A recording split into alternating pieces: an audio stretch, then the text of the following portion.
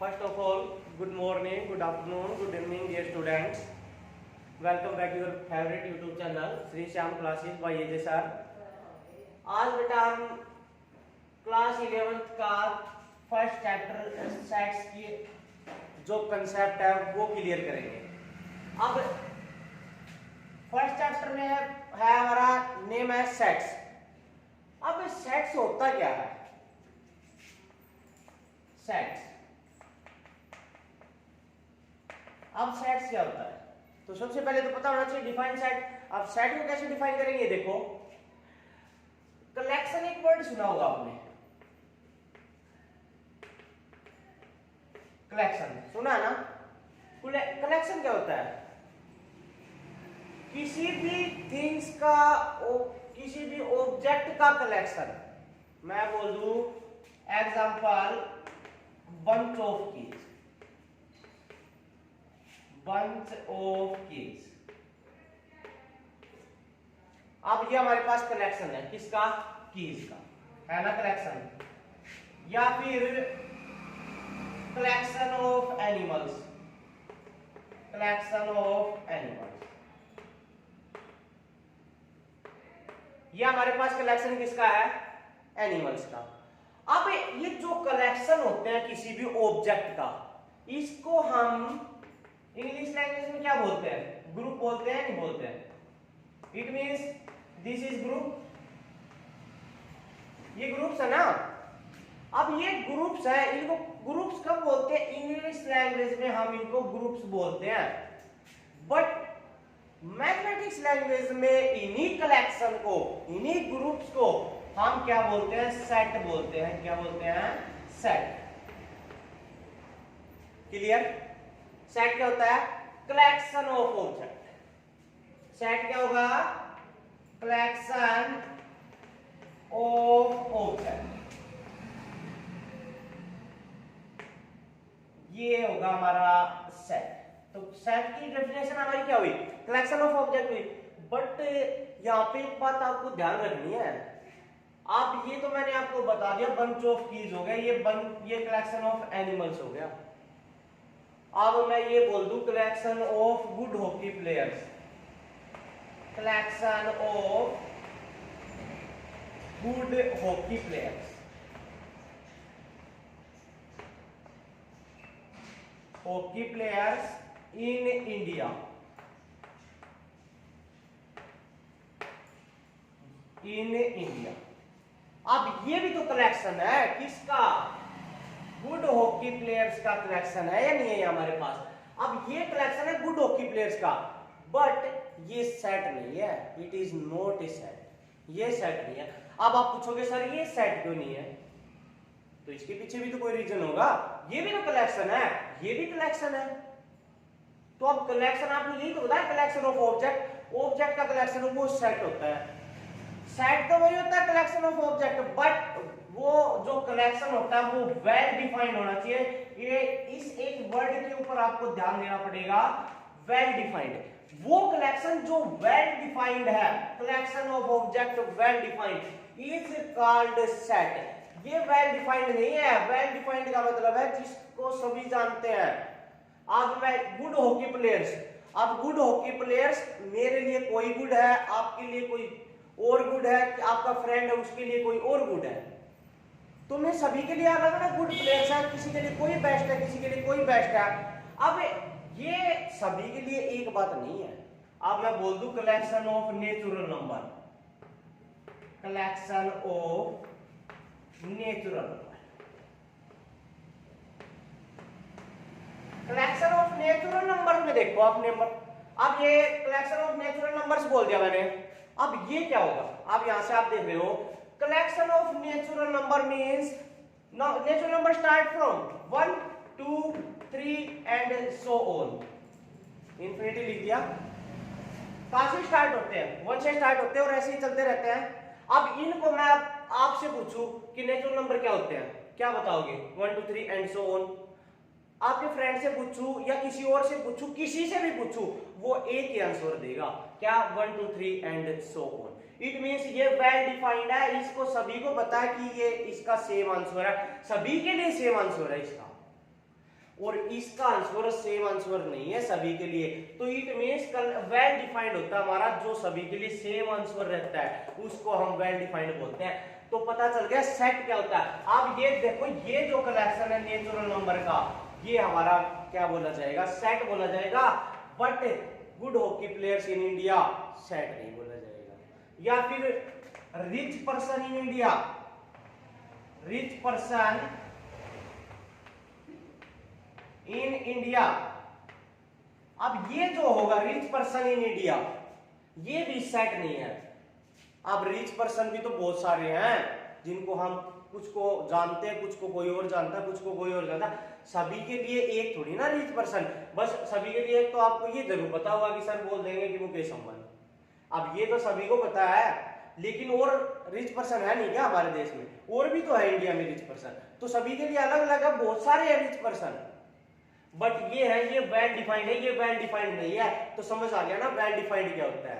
तो it means collection of object well defined is called set. जो object का collection होगा वो वेल डिफाइंड होना चाहिए, उसको हम बोलेंगे सेट। और जो ये है, ये देखो आपने, अब ये लिखा मैंने ये वाला रिच पर्सन इन इंडिया, ये भी तो क्या है, ये कलेक्शन है, ओनली कलेक्शन, ये सेट नहीं बोला जाएगा।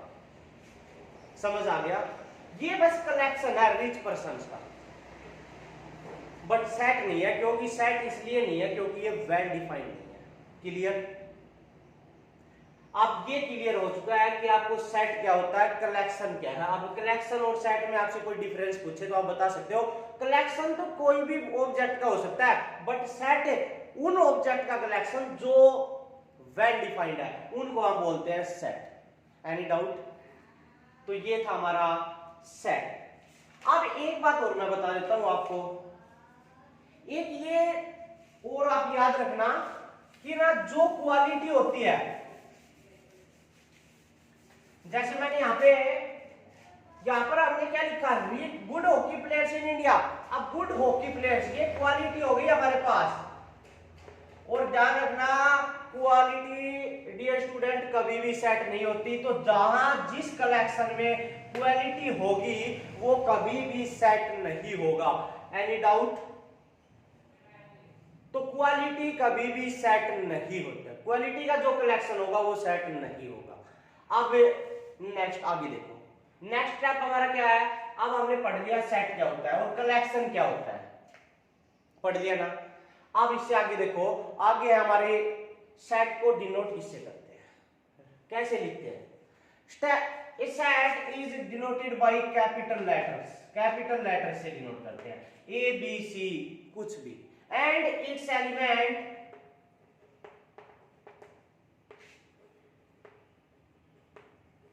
is denoted by small letter A B C respectively। अब मैंने रेस्पेक्टिवली क्यों लिखा, यहाँ पे ए का जो लेटर है, जो एलिमेंट है वो स्मॉल है, तो ए सेट जो हमारा है वो है ए, बी है हमारे पास बी, एंड सी है हमारे पास सी। तो जो सेट लिखे जाते हैं वो कैपिटल लेटर से लिखे जाते हैं, बट उनके जो एलिमेंट है उस सेट के अंदर वो सभी स्मॉल लेटर में लिखे जाते हैं। क्लियर? तो ये है हमारे पास सेट, और उसको डिफाइन कर दिया और क्या कर दिया, उसकी ये बता दिया कि वो रिटर्न कैसे होता है, उसको लिख कैसे सकते हैं। पता चल गया ना इतनी चीजें। अब इतनी चीजें पता चलने के बाद अब आपको कुछ सेट है जो ओनली वन लेटर से डिनोट किए गए हैं, वो और याद रखने होते हैं। अब मैं वो आपको बताता हूं। जैसे मैंने लिख दिया n, कैपिटल N, तो इट मींस नेचुरल नंबर्स का set, set of natural numbers. समझ जाओगे, जहां पे n लिखा मिले किसका सेट है, नेचुरल नंबर्स का। और it means set of real numbers, z set of integers, integer. Any doubt?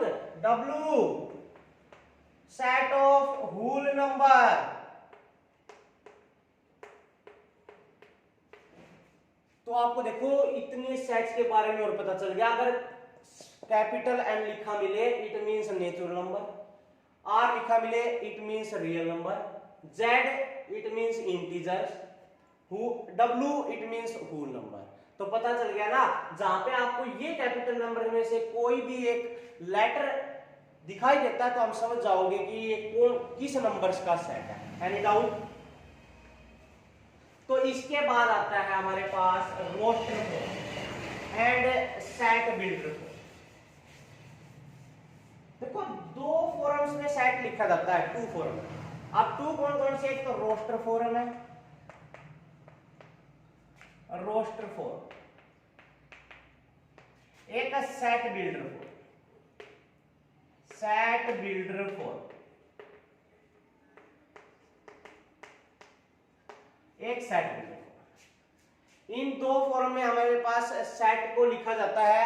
अब रोस्टर फॉर्म जो होती है वो क्या होती है? इस रोस्टर फॉर्म को हम ट्यूबुलर फॉर्म भी बोलते हैं, ट्यूबुलर फॉर्म, और इसको हम सेट बिल्डर फॉर्म को रूल मेथड इस नेम से भी जानते हैं। तो इसके एक एक नाम हो रहा है, रोस्टर फॉर्म को tubular form, set builder form को रूल मेथड। अब रोस्टर फॉर्म क्या होती है? वो एलिमेंट जो कोमा लगाकर लिखे जाते हैं करली ब्रैकेट्स के अंदर। ये करली ब्रैकेट्स है, इनको हम बोलते हैं करली ब्रैकेट्स, करली ब्रैकेट, करली ब्रैकेट्स है ये। इनके अंदर जो एलिमेंट लिखे जाए कोमा लगाकर, मीन्स एक्सपेंडेड फॉर्म, ये हमारे पास एक्सपेंडेड फॉर्म, एक्सपेंडिंग मीन्स उस फॉर्म को डिफाइन करके लिख दो। कहीं पे आपको डेफिनेशन मिलेगी, बस उसको आप डिफाइन कर दो कि पूरा ओपन करके लिख दो कि ये बोल क्या रहा है, इसमें कौन से एलिमेंट है। मैं अब इसका एग्जांपल देता हूं। मैं बोल दूं एग्जांपल लो, a number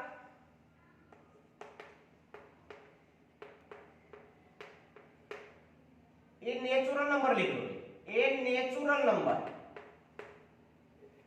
a natural number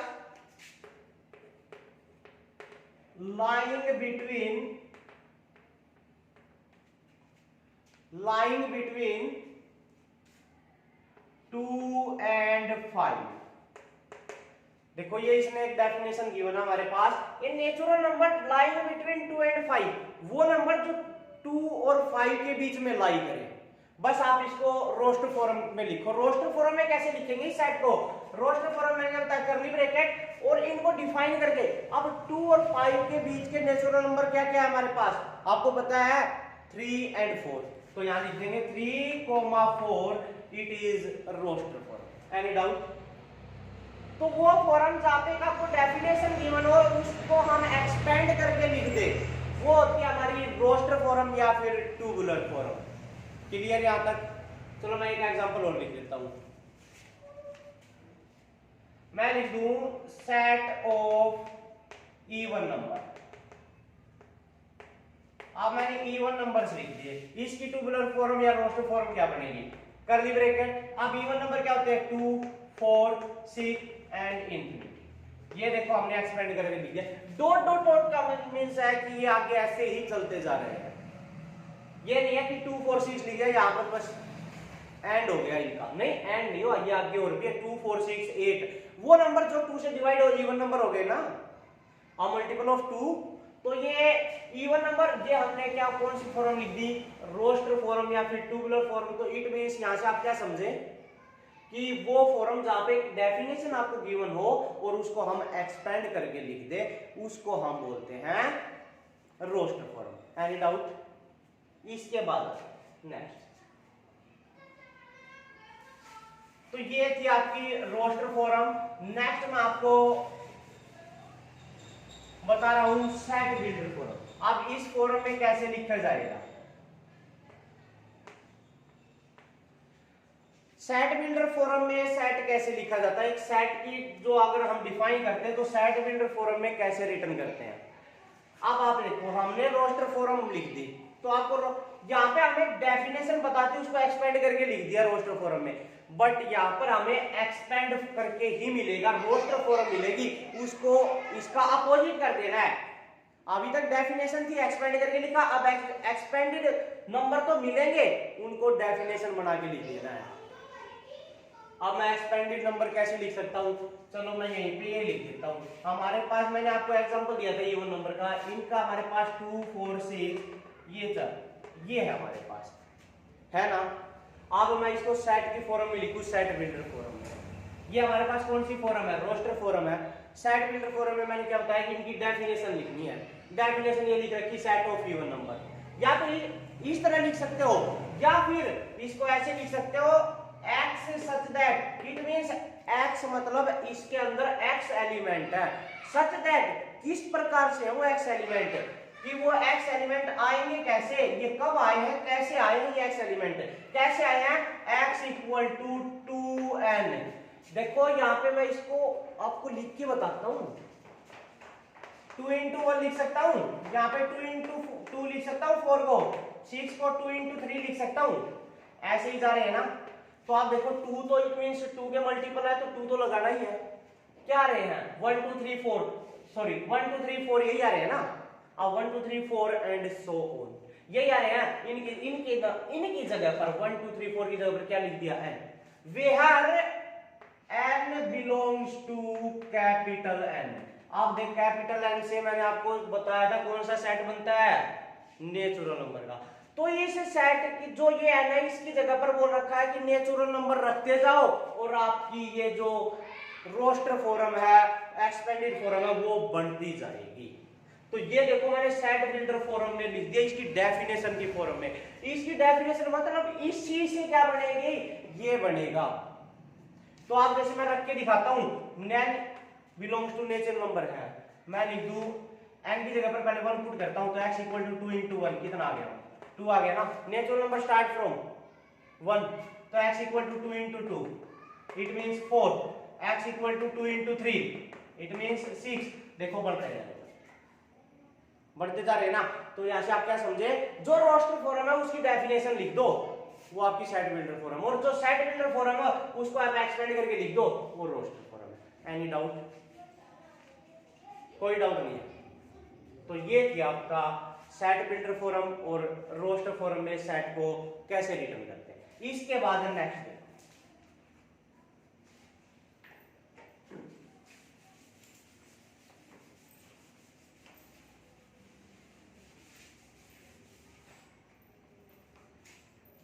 इसके बाद नेक्स्ट है हमारे पास types of set. Types of set.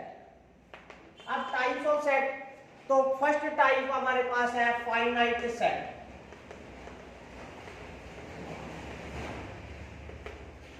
Finite set, तो ये क्या होता है? Finite set.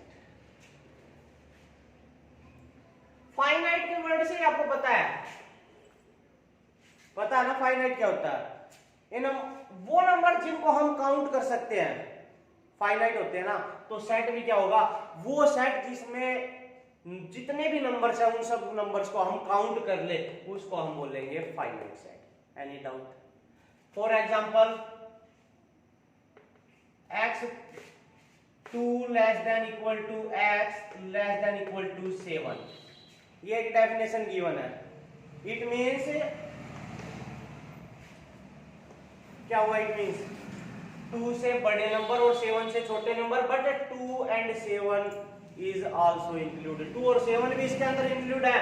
तो अब क्या बन जाएगा हमारे पास? 2 3 4 5 6 7, बताओ बन गए ना।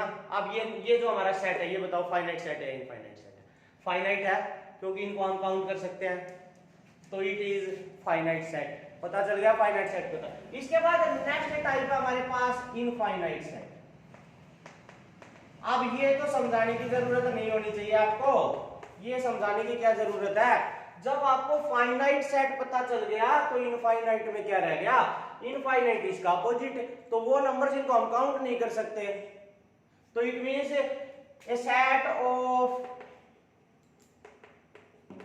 Positive integers. आप बताओ जो पॉजिटिव इंटीजर का सेट है उनको हम काउंट कर सकते हैं। पॉजिटिव इंटीजर क्या होते हैं, 1 2 3, जो पॉजिटिव होते हैं 4, इट मींस इंफिनिटी, पॉजिटिव है ना।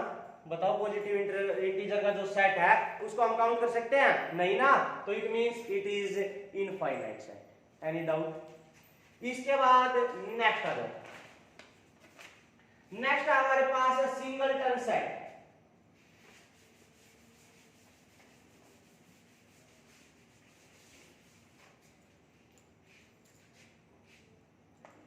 सिंगलटन सेट,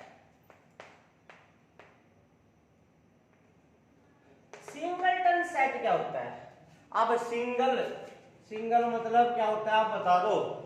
सिंगल को तो पता ही है, आप भी तो अभी तक सिंगल ही हो, कहाँ शादी हो गई, शादी होने के बाद ही डबल होते हैं।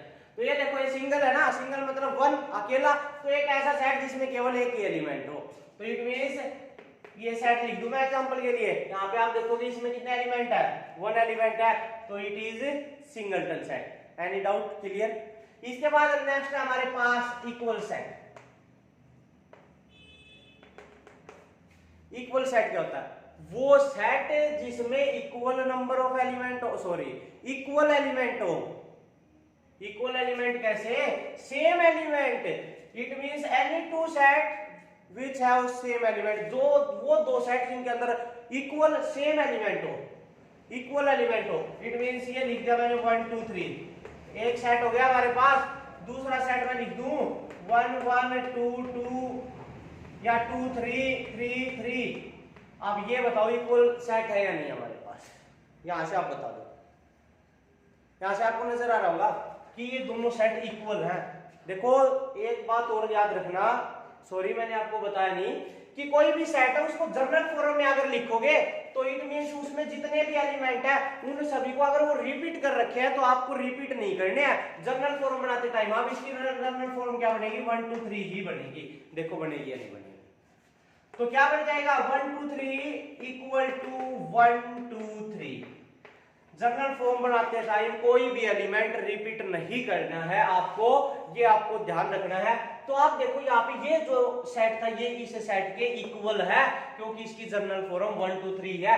1 1 2 2 3 3 सेम एलिमेंट है, बिल्कुल सेम एलिमेंट है, तो it is equal set. Any doubt, कोई डाउट नहीं। इसके बाद आ जाओ तो मल्टीपल सेट।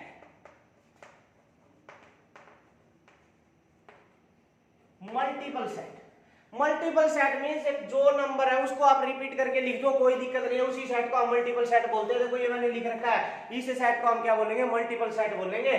मल्टीपल 1 1 2 2 2 3 3, ये मैंने लिख रखा है, ये सेट है। ये कौन सा सेट है, मल्टीपल सेट। इसमें एलिमेंट रिपीट हो सकते हैं, इन्हीं को हम बोलते हैं मल्टीपल सेट। और जितनी बार जो रिपीट हो रखा है उसको हम बोलते हैं उस एलिमेंट की मल्टीप्लिसिटी। तो 1 एलिमेंट कितनी बार रिपीट है, 2 बार रिपीट है, तो इसकी मल्टीप्लिसिटी 1 एलिमेंट की मल्टीप्लिसिटी क्या आएगी 2, 2 एलिमेंट की मल्टीप्लिसिटी क्या आएगी 3, 3 एलिमेंट की मल्टीप्लिसिटी क्या आएगी 2। एनी डाउट, पता चल गया। तो ये था हमारा मल्टीपल सेट। इसके बाद नेक्स्ट आ जाओ हमारा cardinal number. Cardinal number, cardinal number. अब ये कार्डिनल नंबर्स क्या होंगे, आप एक बात बताओ मुझे। नंबर्स मतलब संख्या जो भी है, तो एक सेट के अंदर जितनी उन नंबर्स की संख्या है उसी को हम बोलेंगे कार्डिनल नंबर्स। अब हमारे पास ये एक सेट ये गिवन है, मैंने बता दिया, let a set equal to, इसको मैं ए सेट का नाम दे देता हूं, ए इक्वल टू, ठीक है। अब ये ए सेट हमारे पास, इसमें कितने नंबर्स हैं 1 2 3 नंबर है, इन्हीं नंबर्स को हम क्या बोलेंगे कार्डिनल नंबर। तो n ऑफ a equal to 3, n means numbers, a means set a, तो नंबर्स ऑफ सेट a कितने हैं 3 हैं, तो it is cardinal number. Any doubt? Clear? इसके बाद आ जाओ नेक्स्ट हमारे पास इक्विवेलेंट सेट, जो आपका लास्ट टाइप है सेट की इक्विवेलेंट सेट।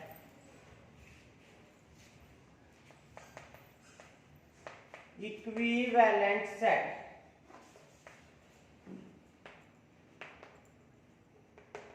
ये हमारा इक्विवेलेंट सेट। अब इक्विवेलेंट सेट का क्या समझे, क्या होता है इक्विवेलेंट सेट? अब आपने एक सेट पढ़ा था इक्वल सेट, पढ़ा है ना अभी अभी, इक्वल सेट यही पढ़ा है। अच्छा इक्वल सेट और ये इक्विवेलेंट सेट, तो आप बोलोगे सर लग तो दोनों सेम ही रहे हैं, बट ये सेम नहीं है। यहाँ पे हमने क्या पढ़ा है कि जो एलिमेंट है वो बिल्कुल सेम होने चाहिए इस सेट के। इट मींस अगर एक सेट में 3 4 5 एलिमेंट है तो दूसरे वाले में भी 3 4 5 ही एलिमेंट होने चाहिए, इसके अलावा कोई एलिमेंट नहीं होना चाहिए। यहाँ ये हो सकता है, ये रिपीट में लिखे हो सकते हैं, ये चाहे रिपीट में हो सकती है कितनी बार भी, बट होने चाहिए सेम।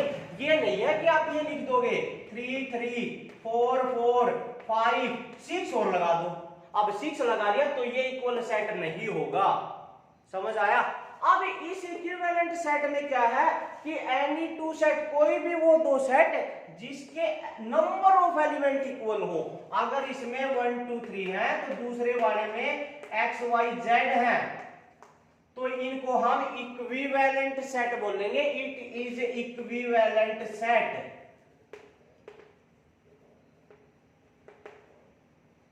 इक्विवेलेंट सेट कैसे?